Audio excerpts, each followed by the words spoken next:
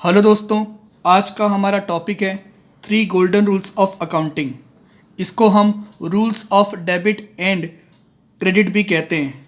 ये रूल्स हमें काम आते हैं अकाउंट्स में जर्नल एंट्री पास करने के लिए। और ये जो रूल्स हम अभी पढ़ने वाले हैं ये हम ट्रेडिशनल अप्रोच के बेसिस पे पढ़ रहे हैं। और ट्रेडिशनल अप्रोच के हिसाब से आपके अकाउंट्स में 3 तरह के अकाउंट्स होते हैं: पर्सनल अकाउंट, रियल अकाउंट और नॉमिनल अकाउंट्स। इसलिए हम इनको 3 गोल्डन रूल्स ऑफ अकाउंटिंग भी कहते हैं। तो पहले समझते हैं कि ये अकाउंट्स कौन कौन से होते हैं और इनमें किन के अकाउंट्स मेंटेन किए जाते हैं। तो सबसे पहले आपका आता है पर्सनल अकाउंट। नाम से ही क्लियर है, कोई भी ऐसा अकाउंट जो किसी पर्सन से रिलेट करता है उसको हम पर्सनल अकाउंट कहते हैं। यहाँ पर पर्सनल अकाउंट में 3 तरह के आपके अकाउंट्स आ जाते हैं। आपके नेचुरल पर्सन अकाउंट भी, जैसे कि राम, श्याम, मिस्टर एक्स, ये सब कौन है? नेचुरल पर्सन है। इनके अकाउंट्स भी पर्सनल अकाउंट के अंदर आते हैं।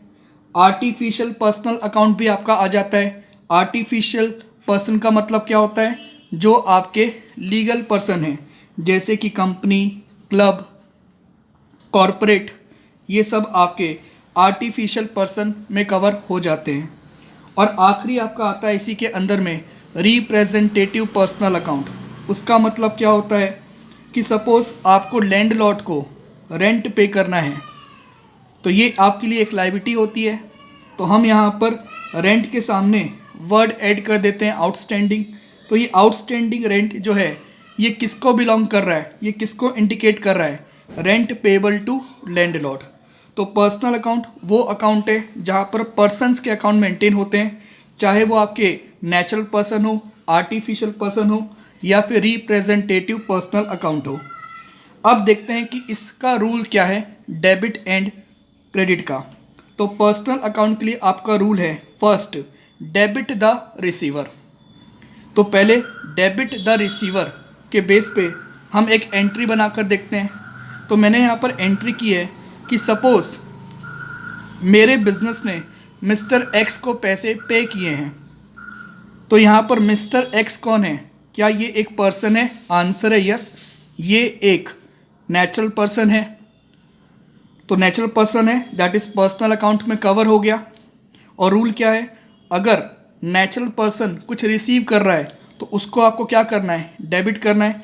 दैट्स वाई इस एंट्री में हमने क्या किया? मिस्टर एक्स को डेबिट कर दिया और एंट्री पास की mister X account debit to cash. Personal account में क्रेडिट के लिए रूल है credit the giver. That is जो भी आपको पैसे दे रहा है, आपके बिजनेस को पैसे दे रहा है, उसको आप क्रेडिट कर दें। खाली पैसा दे रहा है ये बात नहीं है, और भी बातें हो सकती हैं, पर फिलहाल सिंप्लिसिटी के लिए हम यही मानते हैं। तो फर्स्ट एग्जांपल में मैंने मिस्टर एक्स को पैसे दिए थे, मेरे बिजनेस ने मिस्टर एक्स को पैसे दिए थे, तो मैंने मिस्टर एक्स को डेबिट किया था, डेबिट द रिसीवर। यहाँ पर अब मिस्टर एक्स मुझे पैसे लौटा रहा है, मेरे बिजनेस को पैसे लौटा रहा है, तो हम क्या एंट्री पास करेंगे? Credit the giver. तो इस बार गिवर कौन है? मिस्टर एक्स है। तो एंट्री पास करेंगे cash account debit to mister X. तो debit the receiver, credit the giver. ये हो गया आपका पर्सनल अकाउंट का rules of debit and credit. दूसरा आपका आता है real account. Real account belong करता है आपके बिजनेस के टेंजिबल एसेट से या इनटेंजिबल एसेट से। टेंजिबल एसेट वो एसेट होते हैं जिसको आप देख सकते हैं, छू सकते हैं और एक प्लेस से दूसरे प्लेस में आसानी से मूव कर सकते हैं।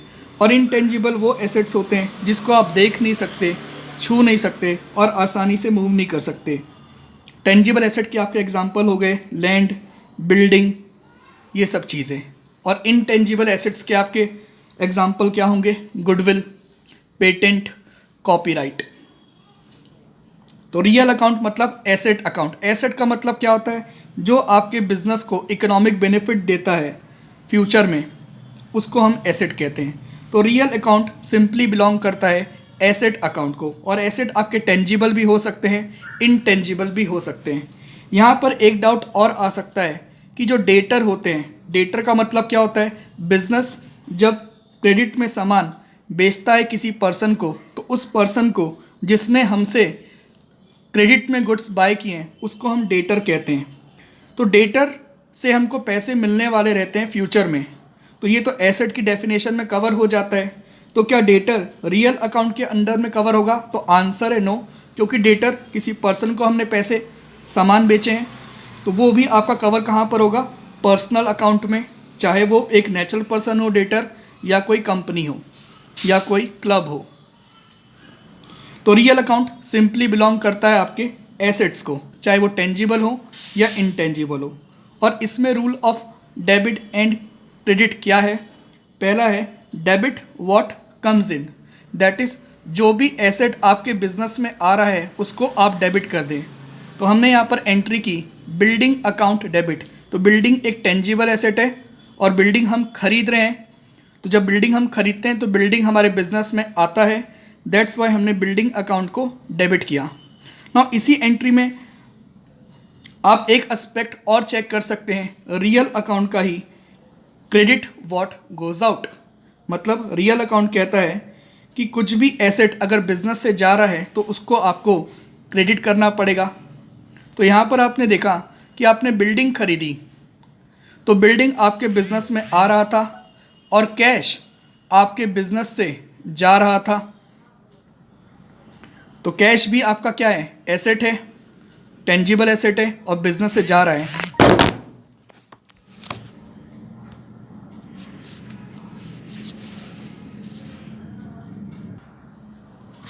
सॉरी, बीच में इंटरप्शन हो गया था। तो कैश भी आपके बिजनेस में से जा रहा है, इसलिए यहाँ पर एंट्री पास हो गई building account debit, debit what comes in के अकॉर्डिंग। और कैश बिजनेस से गया तो क्रेडिट व्हाट गोज आउट के हिसाब से कैश आपका क्रेडिट हो गया। इसी का मैंने एक एग्जांपल और लिया है कि ये जो बिल्डिंग मैंने खरीदी थी, अब मैं फ्यूचर में इसको बेच देता हूँ, तो हम बिल्डिंग बेचेंगे तो कैश बिजनेस में आएगा, इसलिए हमने कैश अकाउंट डेबिट किया, डेबिट व्हाट कम्स इन के अकॉर्डिंग। और बिल्डिंग हम बेच रहे हैं तो अभी हमारे बिजनेस में नहीं रहेगा, चले जाएगा, तो हम बिल्डिंग अकाउंट को क्रेडिट कर देते हैं, that is credit what goes out. तो ये हो गया आपका रियल अकाउंट। आखिरी आपका यहाँ पर आता है nominal account. Nominal account relate करता है आपके बिजनेस के सारे इनकम, एक्सपेंसेस, प्रॉफिट और लॉसेस से। तो एक्सपेंसेस के आपके एग्जांपल हो गए, सैलरी है, रेंट है, परचेज है, ये सब आपके एक्सपेंस हो गए। इनकम आपकी हो सकती है sales, interest receive, discount receive etcetera. इसका रूल क्या है नॉमिनल अकाउंट का? तो नॉमिनल अकाउंट का रूल है डेबिट करना है आपको सारे एक्सपेंसेस और लॉसेस को। जो भी एक्सपेंस और लॉस बिजनेस इनकर करता है उसको अकाउंटिंग एंट्री में आपको डेबिट करना है। तो मान लो मैंने सैलरी पे किया अपने एम्प्लॉय को, मेरे बिजनेस ने सैलरी पे किया एम्प्लॉय को, इन दैट केस एंट्री क्या पास करेंगे? Salary account debit, debit all expenses and losses के अकॉर्डिंग में, ठीक है। टू कैश, क्योंकि बिजनेस से मेरे कैश गया। अब यहाँ पर जैसे ही टू कैश आया तो आप क्या समझेंगे? कैश क्या होता है? एक एसेट होता है, रियल अकाउंट, और कैश आपके बिजनेस से जा रहा है, तो यहाँ पर रियल अकाउंट का क्रेडिट व्हाट गोज आउट का रूल एप्लीकेबल हो गया। तो इससे हमको क्या समझ में आता है कि एक जर्नल एंट्री में more than one account involve हो सकते हैं। तो यहाँ पर सैलरी डेबिट हो रही है due to nominal account debit rule, और कैश आपका क्रेडिट हो रहा है due to real account credit rule. वैसे ही नॉमिनल अकाउंट में क्रेडिट के लिए रूल है आपका, क्रेडिट करना है आपको सारी इनकम और गेंस को। तो मान लो मेरे बिजनेस ने एफडी करा के रखी थी और उसको इंटरेस्ट मिलता है, तो कैश में मुझे इंटरेस्ट मिल रहा है, तो मैं कैश अकाउंट डेबिट करता हूँ। फिर से कैश आपका एक रियल अकाउंट है और कैश आपके बिजनेस में आ रहा है, तो रूल फॉलो हो गया रियल अकाउंट का, debit what comes in, cash account debit. और इंटरेस्ट रिसीव आपके लिए इनकम है, नॉमिनल अकाउंट में कवर होती है, और नॉमिनल अकाउंट में जो चीज़ क्रेडिट के लिए जो आपका रूल है वो क्या है कि आपको क्रेडिट करना है सारी इनकम और गेन को, दैट्स वाई हमने इंटरेस्ट रिसीव को यहाँ पर क्रेडिट किया। तो ये थे आपके 3 golden rules of accounting on the basis of traditional approach, personal account, real account, nominal account, जहाँ पर हमने नोटिस किया कि एक जर्नल एंट्री में ऐसा भी हो सकता है कि 2 अकाउंट के रूल लगे, डेबिट के लिए कुछ अलग रूल लगे और क्रेडिट के लिए कुछ अलग रूल लगे। और कभी कभी ऐसा भी हो सकता है कि एक ही जर्नल एंट्री में डेबिट और क्रेडिट के लिए आपका एक ही अकाउंट का रूल लगे। तो ये थे आपके 3 गोल्डन रूल्स ऑफ अकाउंटिंग। उम्मीद है ये बात और ये टॉपिक आपको समझ में आया होगा। इन केस आपको कुछ भी डाउट है आप कमेंट बॉक्स में अपना डाउट पूछ सकते हैं, ठीक है। तो मिलते हैं अगले वीडियो में, तब तक के लिए बाय, टेक केयर।